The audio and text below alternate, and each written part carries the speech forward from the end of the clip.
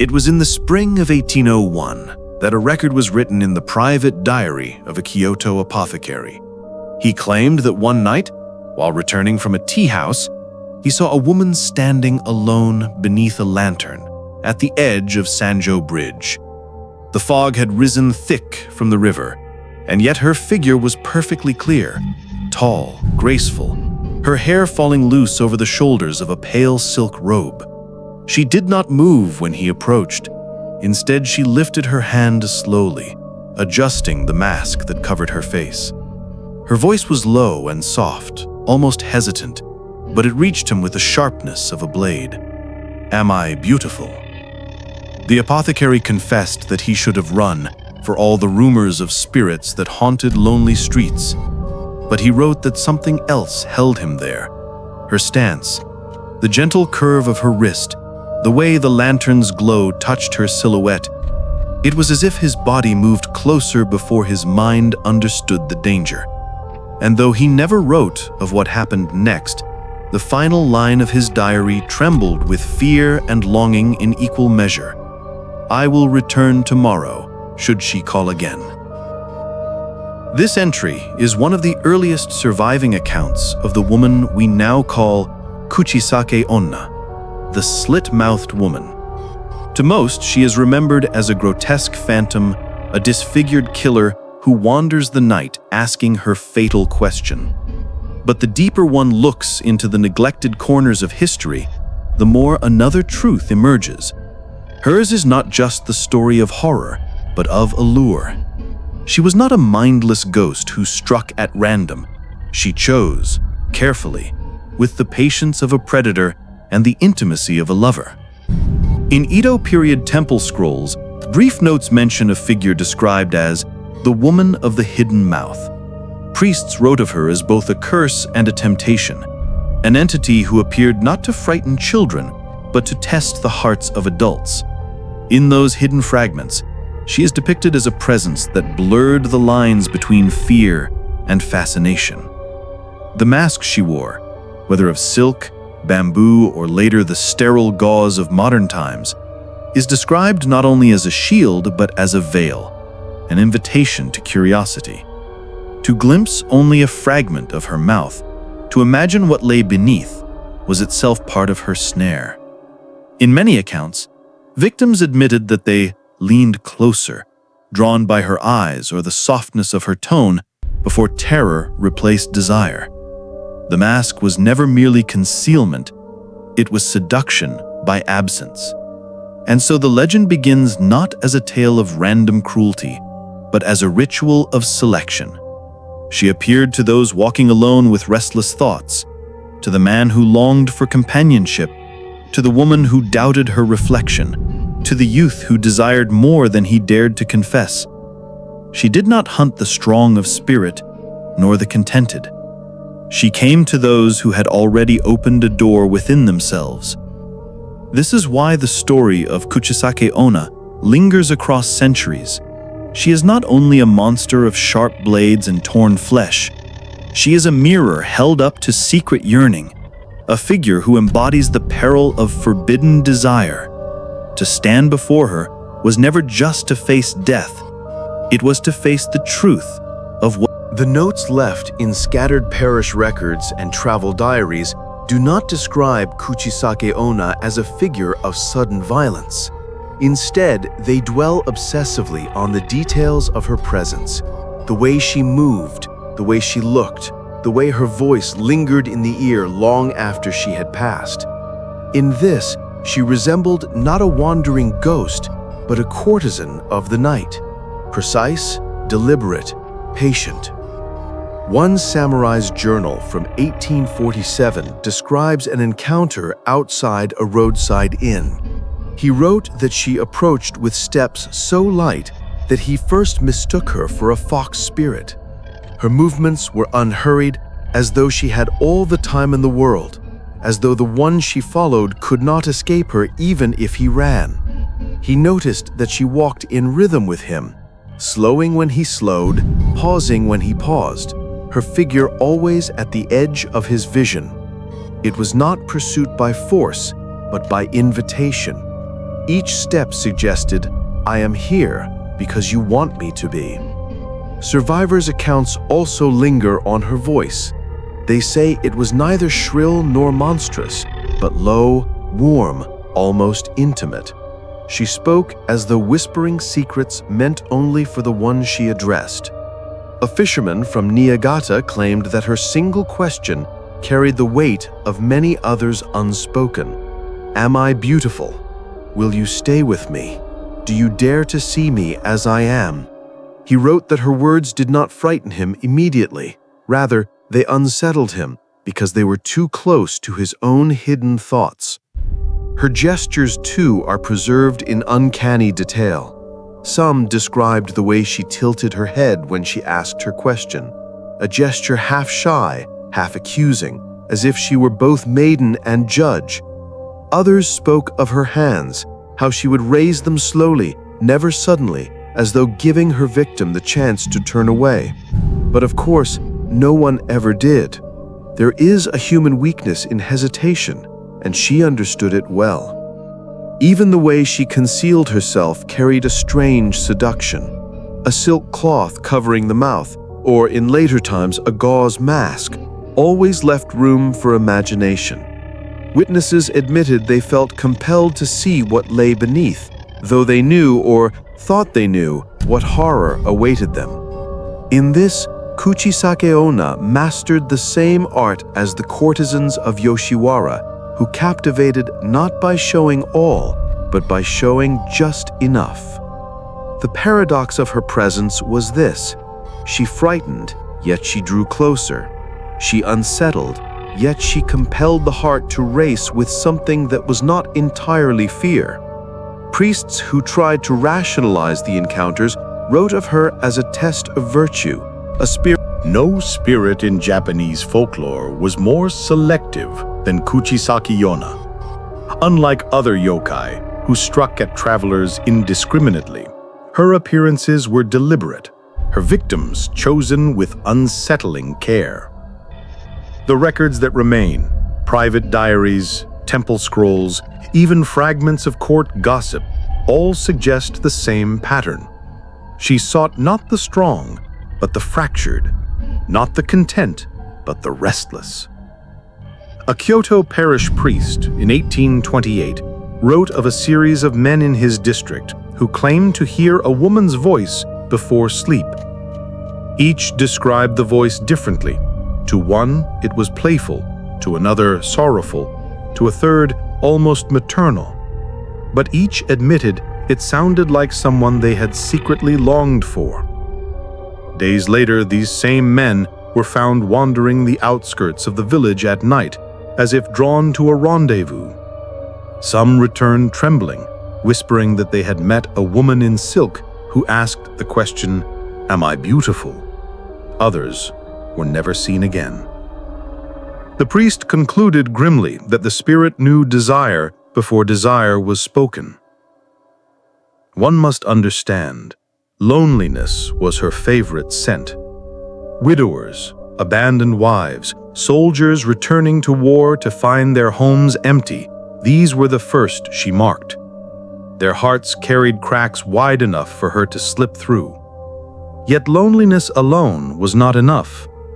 There are also records of the proud, the vain, the beautiful themselves, who fell victim to her. A courtesan of Osaka confessed in her journal that she met a woman who mirrored her own movements, as though mocking her. She smiled when I smiled. She turned when I turned. I could not bear it, for it was as though she knew every false charm I had learned. The entry ends abruptly, and she was never heard of again.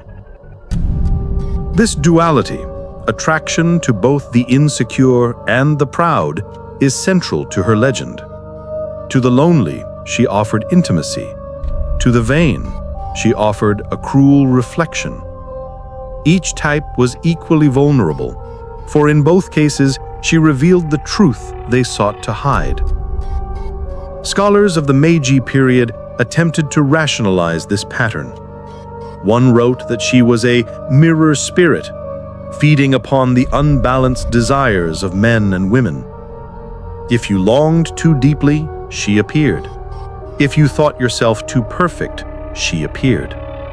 In both cases, she tore through the mask of the self, exposing what was hidden. Women, too, were not free of her gaze. Though most tales center on male victims, some rare accounts speak of lonely wives or restless maidens who encountered her in gardens or at temple gates. These women reported not only terror, but a strange fascination. One maiden confessed, Among all the legends of Kuchisake-Onna, one element repeats with eerie consistency: the question. Soft, deliberate, inescapable. Am I beautiful? It is not simply a phrase, but a ritual, a spell woven into the air of every account. To hear it was to feel one's own voice falter, as though the heart itself were being interrogated. Edo-period records suggest that the question was never spoken in haste. She waited for silence, for stillness, for the moment when her presence was undeniable yet uncertain. Her victims often described a pause in time, the sound of distant dogs fading, the rustle of the wind stilled, the lanterns flickering lower, as if the world itself leaned in to hear the answer. Only then did she tilt her head, her eyes gleaming beneath the mask, and whisper the words, "Watashi, kirei." Am I beautiful? The responses to that question shaped the fate of the victim. And yet, contrary to the simplified children's versions of the story, the answers were not always so direct as life or death. In hidden manuscripts, we find more subtle variations. One Kyoto merchant wrote that when he answered, trembling, "Yes, you are beautiful," she stepped closer, her scent like damp silk, her hand almost brushing his sleeve. He confessed that his body moved toward her before his mind screamed retreat. In his account, the unveiling of her mouth did not happen immediately. Instead, she studied him, savoring his hesitation, as if his very desire fed her strength. Only when his fear mingled with longing did she lower the mask. For others, the answer, yes, was not enough. A samurai's journal describes how she pressed further, even now, and revealed the wound, the torn smile stretching impossibly wide. To admit fear then was fatal, but to maintain desire in the face of horror was worse. The samurai, perhaps bravely, perhaps foolishly, wrote that he nodded, insisting she was beautiful still. His entry ends there, with ink smeared by rain. His body was found days later, lips cut from ear to ear. But what of those who said no? Here too the records differ. Some say she struck immediately, slashing the face of the one who rejected her. Others whisper that her laugh followed first, low, mocking, strangely musical, and only then did the blade fall. A monk once recorded that such an answer was not only insult, but betrayal. To deny her beauty was to deny the truth she already knew, that every witness felt desire before fear. Yet there were rare accounts of those who escaped by answering neither yes nor no. Clever villagers taught their children evasive responses, such as, "You are average," or "Beauty is in the eye of the beholder." Folklore suggests that such answers confused her, disrupting the ritual. Some claimed she would pause, tilt her head, and then vanish into The fate of those who encountered Kuchisake-Onna has always been told with a shudder, yet the records suggest her acts were more than mere violence. She did not strike like a bandit or a vengeful ghost. Instead, her punishments carried the rhythm of ritual, the intimacy of her performance, as though each victim's end was tailored to the hidden desires that had drawn her in the first place. Travel diaries from the late Edo period describe survivors who escaped with scars, both physical and unseen. One man confessed that for nights before their meeting, He had dreamed of a woman who stood at his doorway, whispering his name. When she finally appeared to him in the flesh, he felt no surprise, only inevitability, as if the dream had simply stepped into waking life. He lived, but his face bore 2 long marks across the cheek, as if she had signed her name upon me. He admitted he never sought companionship again, fearing every smile might hide a mask. Other accounts speak of a more haunting fate. Victims were found alive but changed, their expressions fixed in eerie silence, as if some secret had been stolen from them. Villagers claimed such people wandered the streets at dusk, eyes unfocused, muttering only fragments of her question, "Am I beautiful? Am I beautiful?" These were not merely wounds of flesh, but of spirit. It was as if her gaze had hollowed them from within, leaving them neither living nor dead, but suspended in her shadow. Of course, there are the darker testimonies, those who vanished altogether. A series of disappearances in Gifu Prefecture during the 1930s was later tied to the spread of the Kuchisake-Onna rumor. Families reported that the missing had spoken of strange dreams, or confessed to hearing footsteps behind them at night. Some even admitted in whispers that they longed to see her. None of these men or women were found. The police recorded them as unsolved cases, but villagers insisted that they had been taken by the woman in the mask.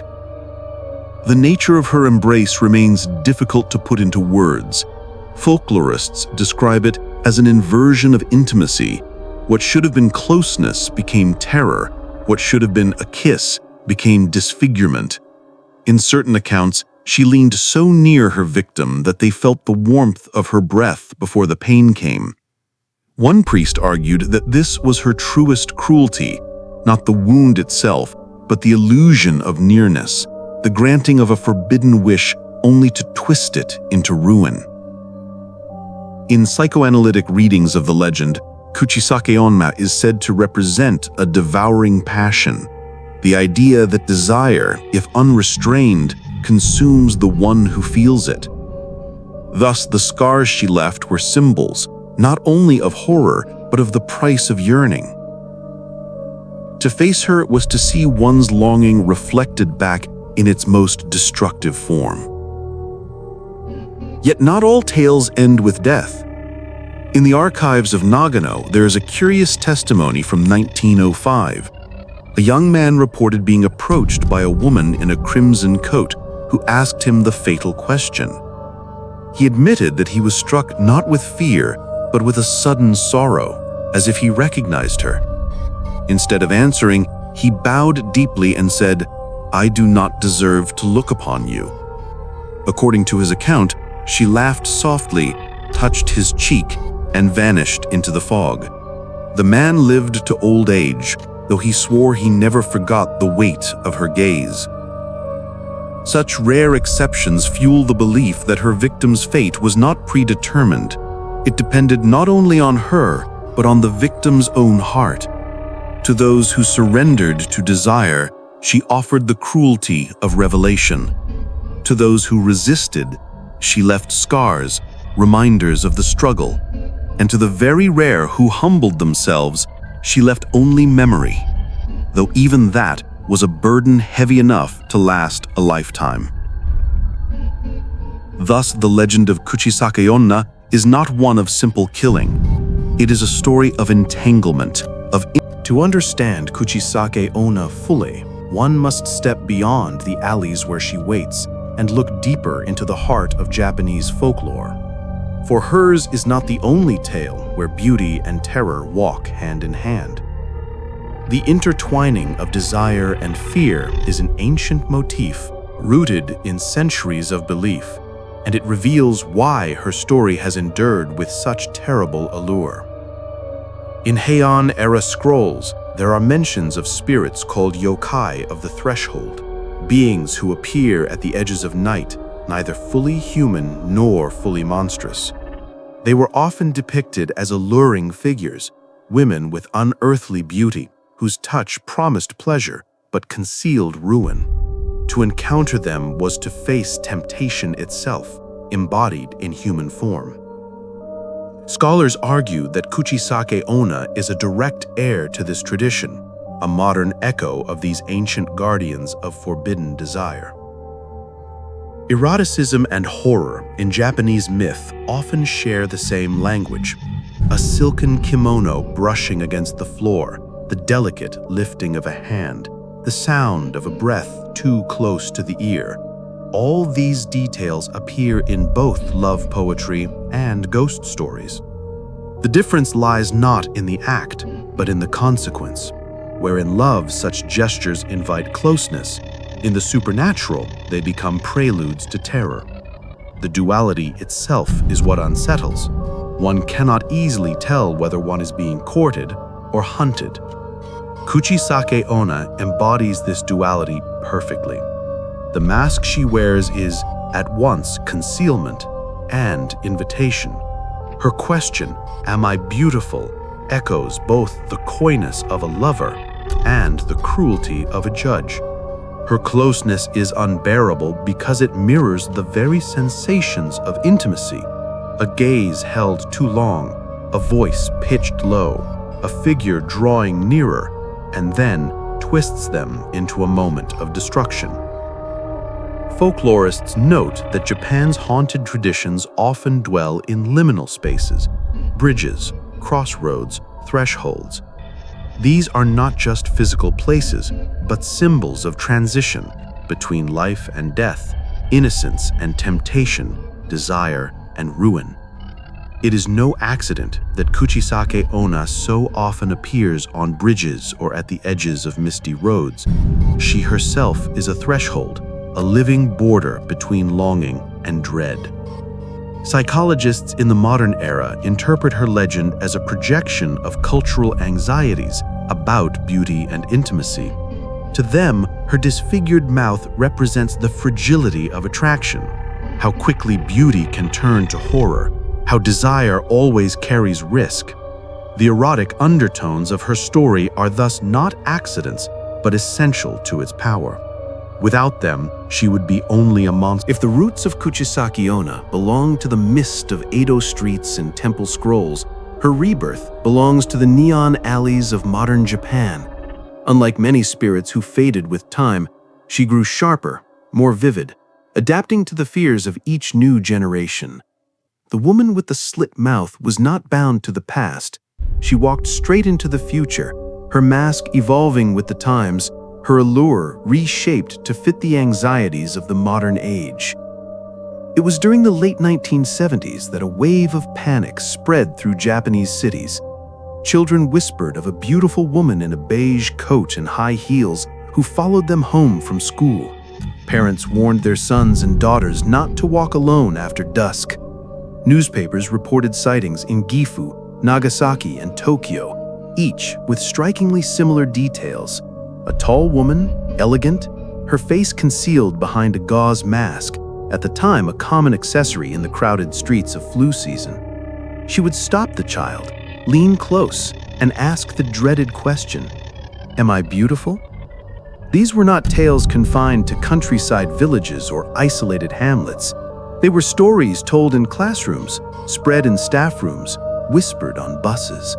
The modern city, with its narrow lanes and faceless crowds, had become her new hunting ground. And though adults dismissed the stories as superstition, the fear was real enough that some schools arranged for children to walk home in groups. Yet what is most striking is how her image evolved in these retellings. No longer the ragged ghost of Edo nights, she was now described as glamorous, even stylish. Her coat fitted, her shoes polished, her posture confident.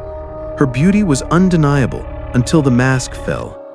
In this, she embodied the duality of urban life itself, polished on the surface, fractured beneath.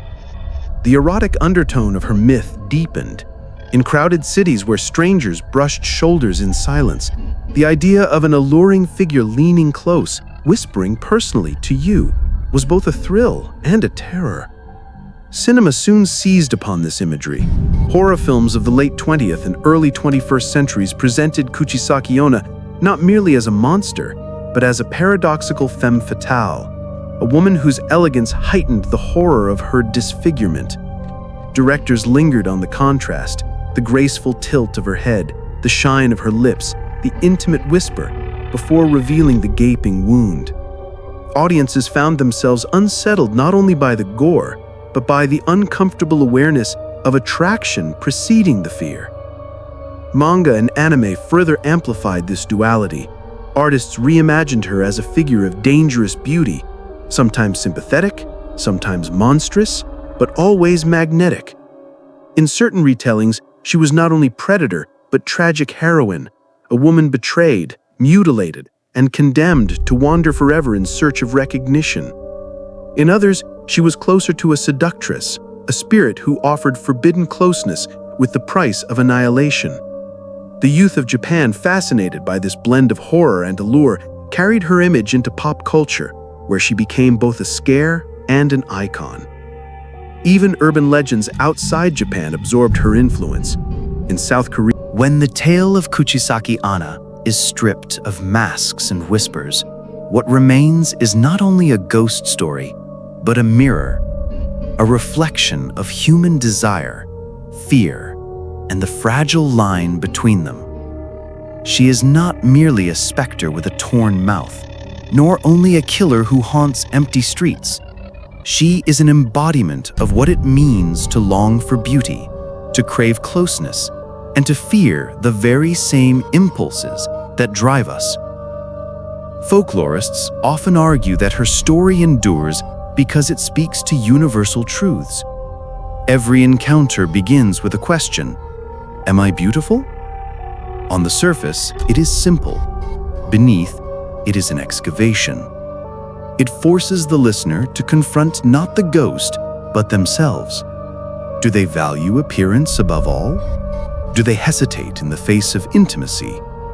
Do they secretly wish to step closer, even when warned of danger?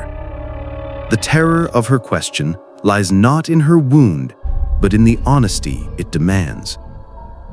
Psychologists who study urban legends interpret Kuchisake-Onna as a living parable of intimacy gone awry. She embodies the fear that what we most desire may destroy us, that the person whose beauty enchants us may also be the one who wounds us most deeply. The erotic undertones of her legend are therefore not accidental but essential. They remind us that passion and destruction are often intertwined. The warmth of breath can precede a kiss or a scream. The closeness of another body can bring comfort or ruin. Her gender, too, is significant. As with many female spirits in Japanese lore, she carries the double edge of allure and vengeance. Yet Kuchisake-Onna differs in her method. She does not tempt from afar, but confronts face to face. She demands a response. In this way, she reflects cultural anxieties about women's agency and power, particularly in periods of social change. The 1970s revival of her legend coincided with shifts in gender roles, and some scholars see in her image the fear and fascination of a woman who asks directly, who cannot be ignored, who demands to be answered. But her meaning is not only cultural. On a more intimate level, she is the embodiment of personal longing. The lonely see in her the promise of closeness. The vain see in her the threat of comparison. The guilty see in her the punishment they expect. Each victim meets not a universal monster, but their own reflection made terrible. In this way, she is not only a legend, but a psychological riddle.